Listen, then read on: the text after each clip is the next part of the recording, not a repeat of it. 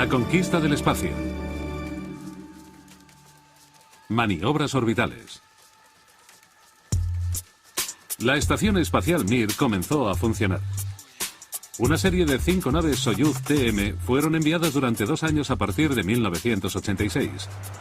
3 de las misiones eran de larga duración e incluían algunos cosmonautas de otros países, incluyendo Siria, Afganistán y Francia. La Agencia Espacial Europea, la AEE, se aprovechó de la capacidad soviética e inició un extensivo entrenamiento de sus propios astronautas científicos para largas estancias en la Mir.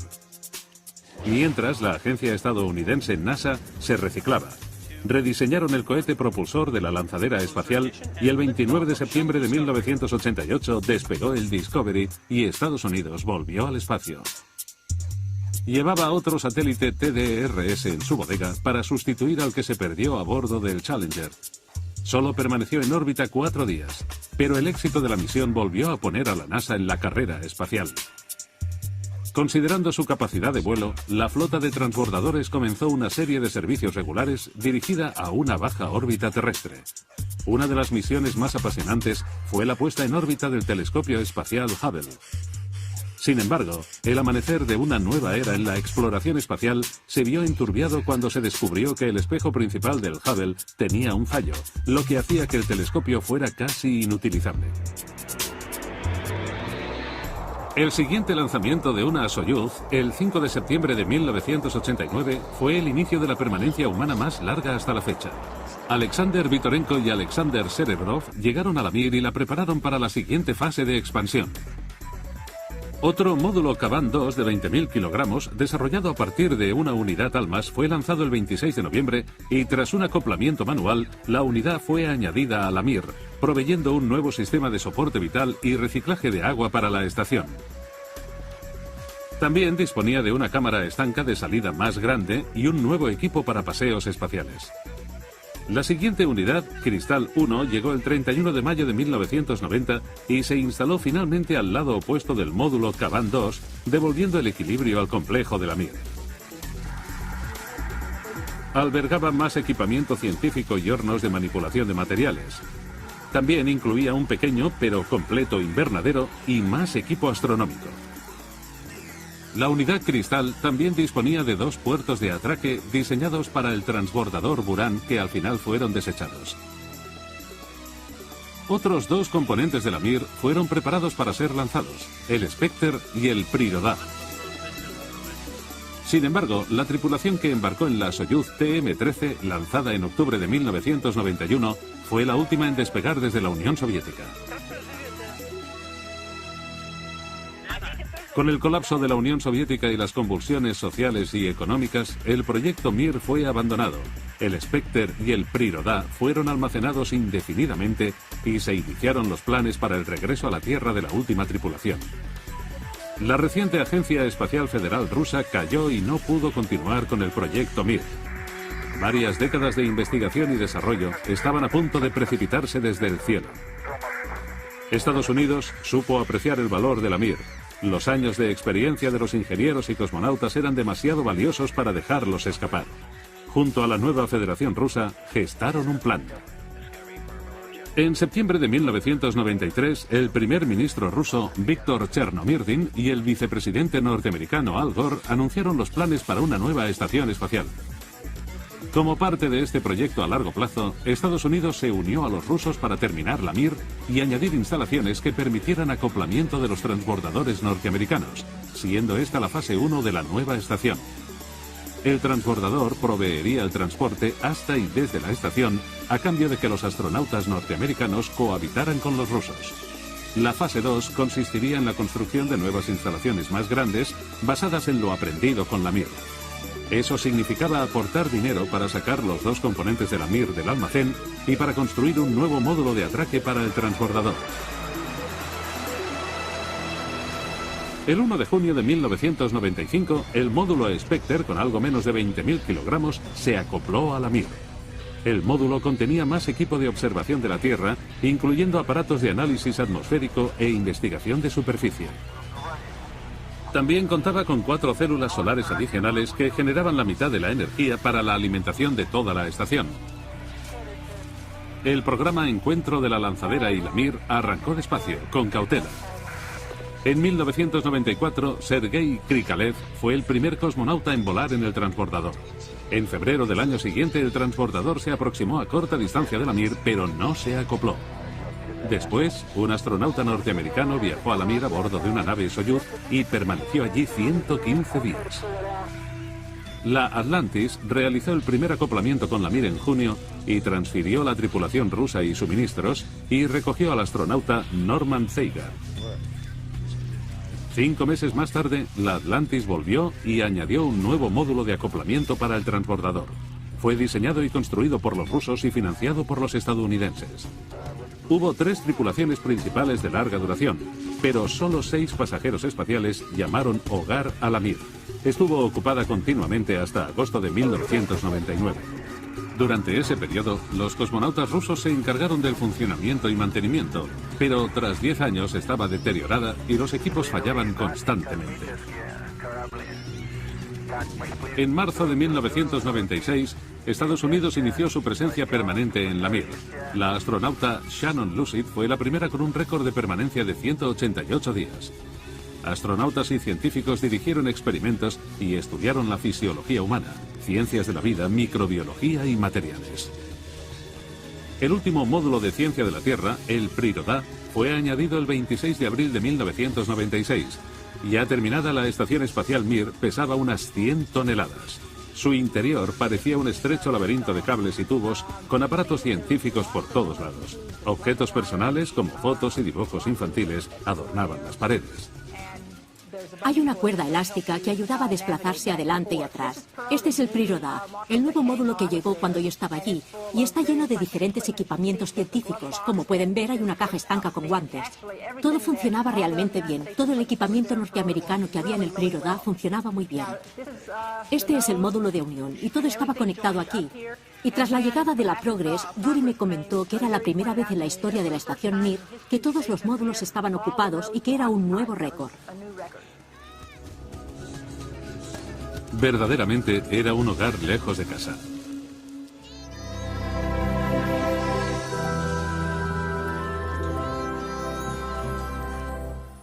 El transbordador STS-79 alcanzó la Mir en agosto de 1996. Cuando finalmente se acopló y abrieron la escotilla, se encontraron con una astronauta impaciente por volver a la Tierra. Listos para abrir escotilla.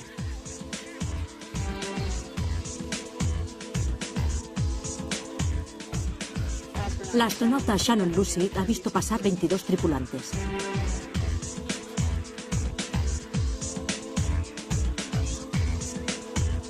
Lucid estuvo en la Mir 6 semanas más de lo previsto a causa de unos problemas mecánicos con la Atlantis.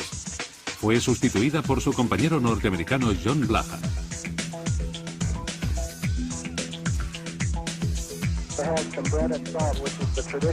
A principios del año siguiente, Blaha fue sustituido por el astronauta Jerry Lininga, que se convirtió en el primer estadounidense en vestir un traje espacial ruso y realizar varias salidas desde la Mir. Con nuestros colegas rusos hemos probado un traje nuevo. Es la primera vez que se ha usado este traje. Hemos dado un largo paseo juntos y ha habido un gran espíritu de colaboración. Todo el tiempo he tenido la sensación de caerme por un precipicio, pero parecía que la estación también caía.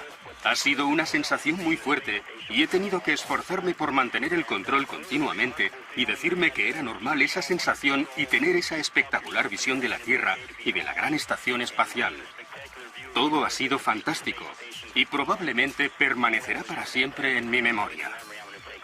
Lininga sobrevivió incluso a uno de los más peligrosos incidentes que pueden producirse a bordo de una estación espacial, un incendio. El fuego se inició en esta zona y las llamas se propagaron a todas partes. Y como muestra la cámara, donde yo estaba y enfrente de mí había otra persona. Le pasé el extintor, pero solo podía estar uno allí debido al poco espacio. Al mismo tiempo había una Soyuz al otro lado, donde está ahora atracada la Progress. Era muy complicado pasar por las llamas y llegar hasta uno de los vehículos de salvamento. Fue muy difícil luchar contra el incendio por el reducido espacio. Un generador de oxígeno de reserva provocó el fuego. La estación se llenó de humo tóxico, lo que forzó a la tripulación a usar respiradores, algunos de los cuales no funcionaban. Parte del equipo de extinción también era defectuoso o inutilizable. El fuego también bloqueó el acceso a uno de los vehículos de escape y al mismo tiempo había 2 Soyuz acopladas en aquel momento, ya que se estaba produciendo un relevo. Había 6 tripulantes en ese instante. Si la evacuación hubiera sido necesaria, solo se habrían salvado 3. Sin embargo, la vida a bordo volvió rápidamente a una relativa normalidad.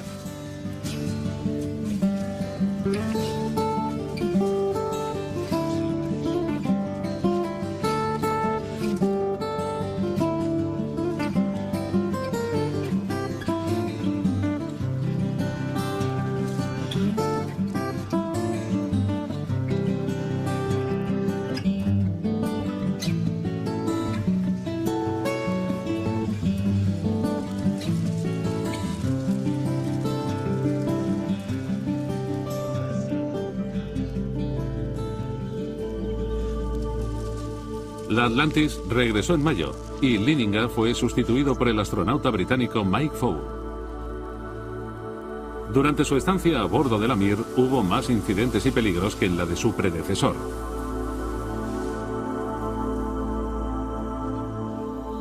El 25 de junio de 1997, un carguero espacial Progress no tripulado realizó una parada de rutina en la Mir para entregar suministros y recoger la basura. Mientras se realizaban las maniobras de acoplamiento con el módulo Caban 1, la nave perdió el control y chocó con la estación. Dañó los paneles solares del módulo Spectre y abrió un agujero en el mismo módulo, causando una rápida descompresión de toda la estación que podía ser letal.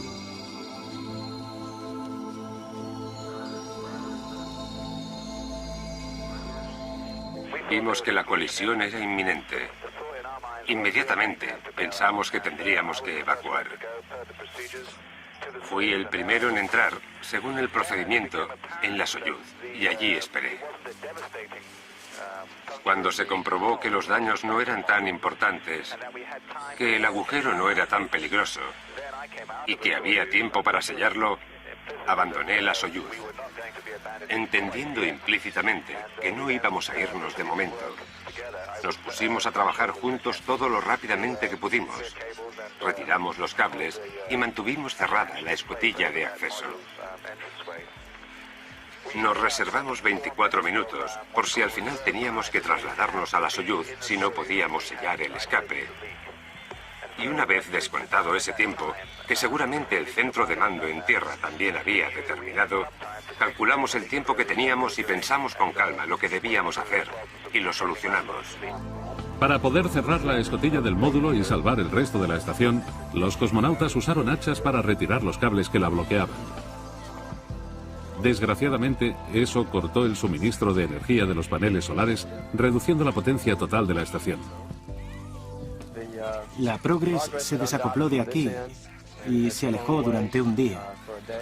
Volvió para acoplarse aquí y fue cuando perdió el control. Parecía que iba bien, pero llegó hasta la zona de Priroda, en el módulo central. Este es el módulo Priroda. Impactó en este panel solar que está al lado del módulo Spectre. Se balanceó, golpeó el radiador que está al lado del panel y entonces se alejó de la estación. 2 meses más tarde, los cosmonautas de la Soyuz TM-26 realizaron reparaciones en la escotilla del Spectre, permitiendo que los cables pasaran a través de la escotilla cerrada y los reconectaron, devolviendo a la estación el 70% de sus necesidades de energía. Son 2 situaciones graves. Un incendio a bordo de una nave espacial y la descompresión. Son 2 de las cosas más peligrosas que pueden pasar en un vehículo en órbita. Y sufrimos las 2. En algunos lugares teníamos que retroceder hasta que se asentara el polvo. Debíamos dar los siguientes pasos y asegurarnos de que todo estaba estabilizado. Volver atrás y comprobarlo.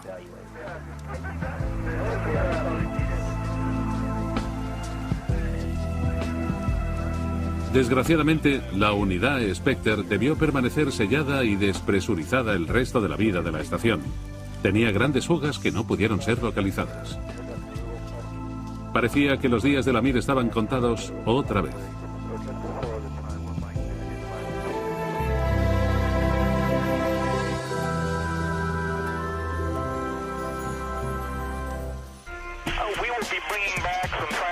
Otros 2 astronautas de la NASA debían visitar la Mir.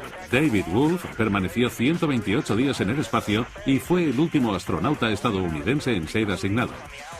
Debido a un cambio en los requerimientos, todos los visitantes de la estación debían estar entrenados en los paseos espaciales y cualificados para casos de emergencia, y la astronauta Wendy Lawrence fue apartada. No completó su entrenamiento a tiempo. El último astronauta de la NASA fue el australiano Andy Thomas, que sustituyó a Wolf en enero de 1998. Estuvo 141 días realizando numerosas investigaciones científicas y alargó el récord de vuelo de la NASA a cerca de 800 días de presencia continua en órbita. Siempre en busca de financiación para la Mir, la Agencia Espacial Rusa acordó tácitamente con una empresa privada que buscara turistas para darles la oportunidad de volar a la Mir. As I said, thousands of pounds of material that had to be transferred from the shuttle and then back from the Mir to the shuttle. Toyohiro Akiyama era un periodista que trabajaba para una compañía de televisión japonesa y consiguió que le financiaran el vuelo con un coste de $28 millones. Recibió un entrenamiento básico de cosmonauta y se embarcó hacia la Mir en la Soyuz TM-10 en diciembre de 1990. Y estuvo allí una semana informando diariamente a su audiencia televisiva y realizando experimentos para compañías japonesas. Volvió a la Tierra en la siguiente Soyuz TM-11. Tras permanecer en el espacio durante 7 días y 21 horas, fue el primer japonés y periodista en estar en órbita, pero no se le puede considerar el primer turista espacial porque el viaje fue pagado por sus jefes.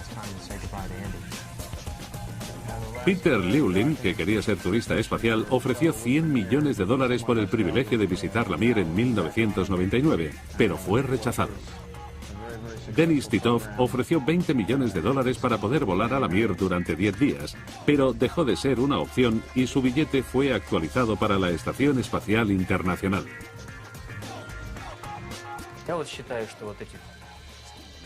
Creo que nuestros mayores logros son el Sputnik, nuestro primer hombre en órbita y, por supuesto, la Estación Espacial Mir, que estaba prevista para permanecer en vuelo durante 4 años y medio y ha durado 15 años. Ha sido un gran éxito y una reivindicación del trabajo de nuestros ingenieros. La última tripulación en visitar la Mir fue lanzada en abril de 2000. Esta misión, financiada por una entidad privada, fue un último esfuerzo para evitar que la estación cayera en el olvido. No pudo ser y los responsables rusos ordenaron su eliminación. Una nave Progress fue acoplada a la estación y sus motores y combustible adicional sacaron de la órbita aquel armatoste de 15 años. Entró en la atmósfera terrestre sobre el Pacífico, cerca de las Fiji, el 21 de marzo de 2001, y se hizo añicos. Muchas de sus partes se desintegraron en la reentrada, aunque algunos restos cayeron en el agua sin causar daños.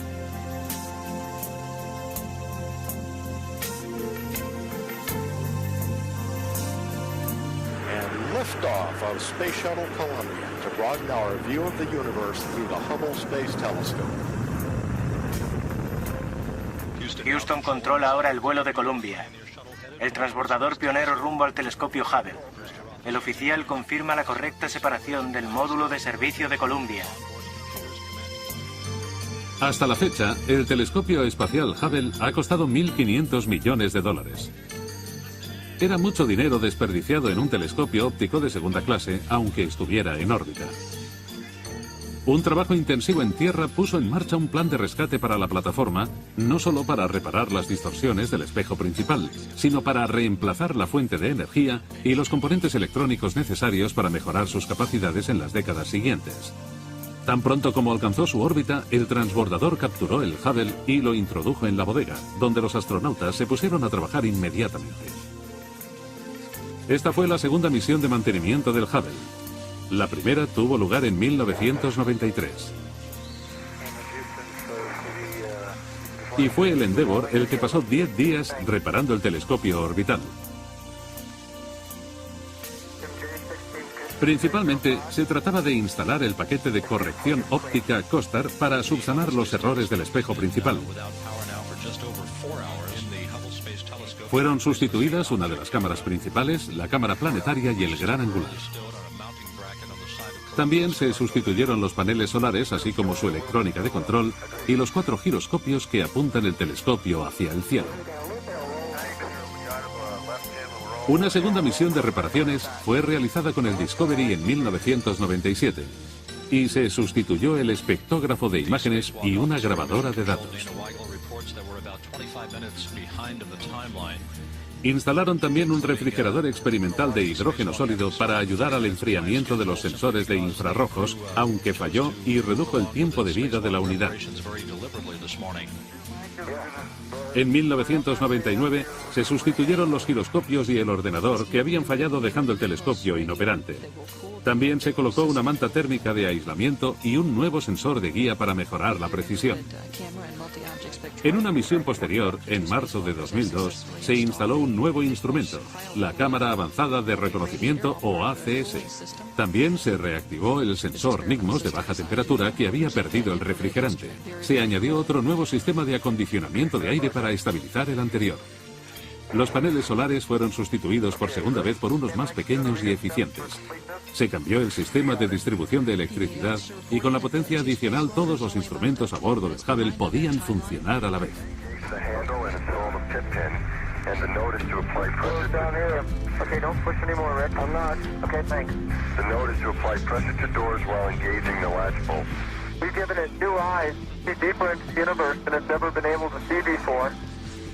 And I think you'll see that people at the Space Telescope Science Institute, universities all around the world, amateur astronomers, young and old, will be able to enjoy the beauty and inspiration that these new pictures from Hubble will bring. El Hubble volvió su mirada al cielo y vio estas imágenes espectaculares.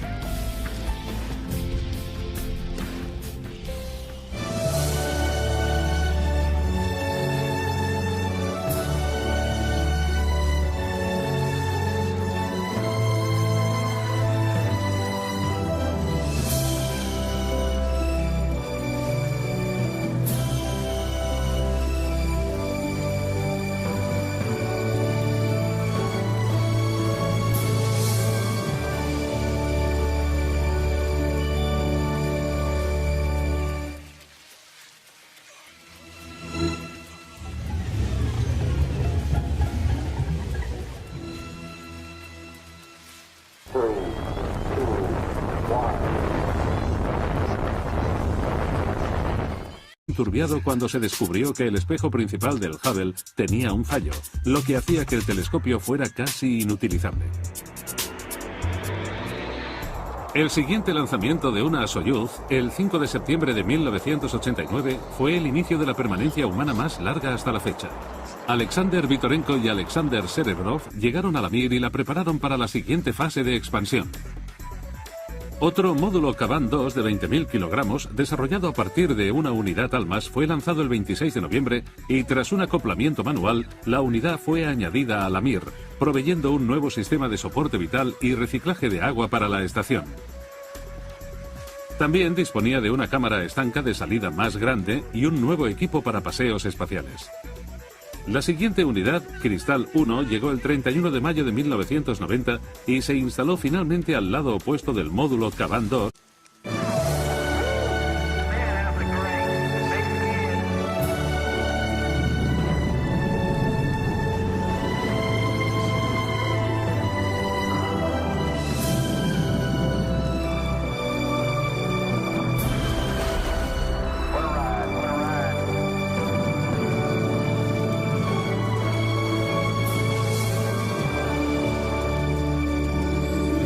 La conquista del espacio.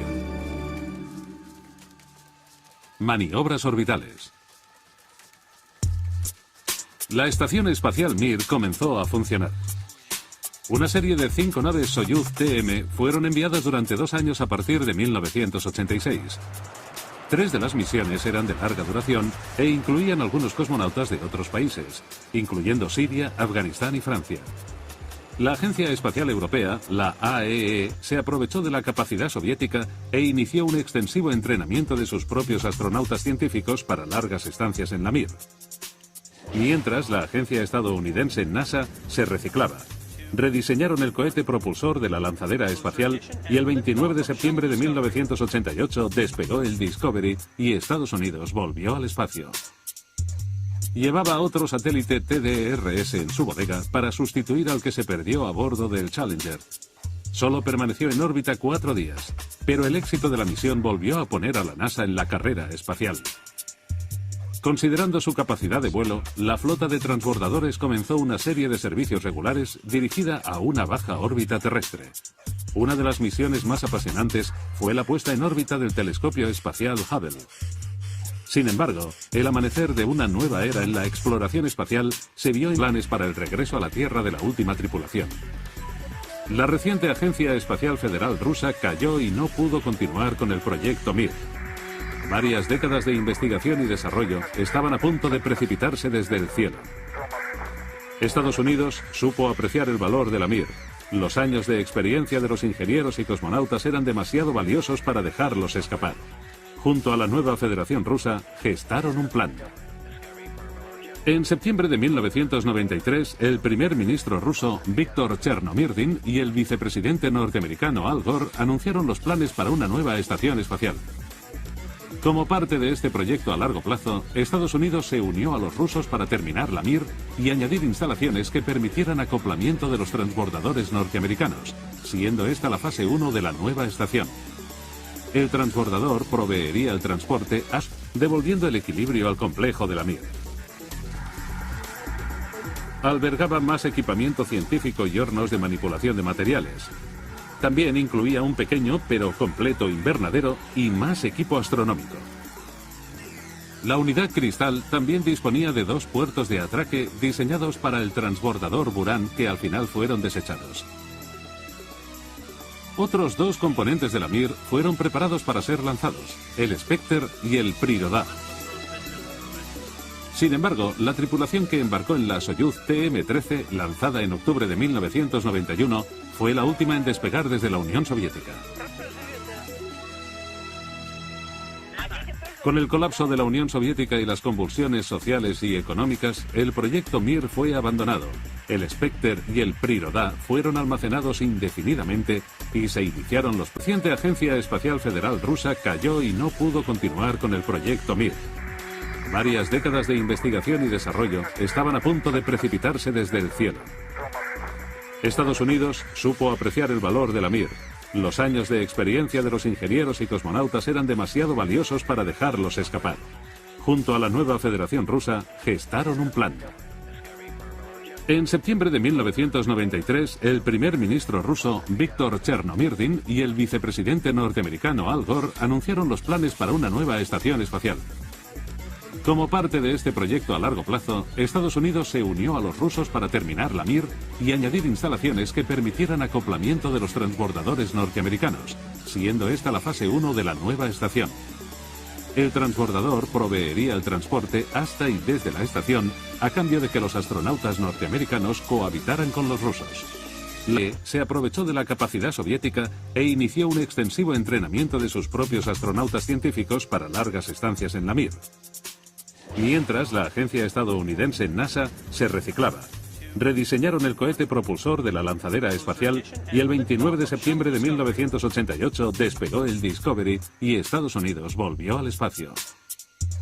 Llevaba otro satélite TDRS en su bodega para sustituir al que se perdió a bordo del Challenger. Solo permaneció en órbita 4 días, pero el éxito de la misión volvió a poner a la NASA en la carrera espacial.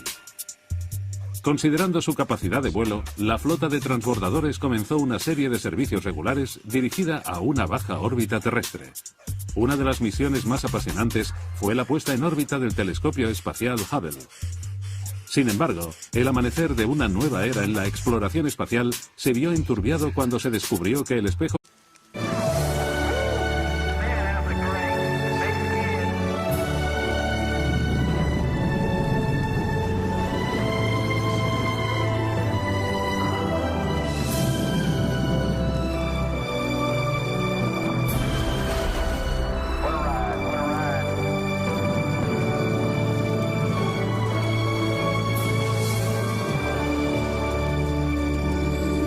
La conquista del espacio. Maniobras orbitales.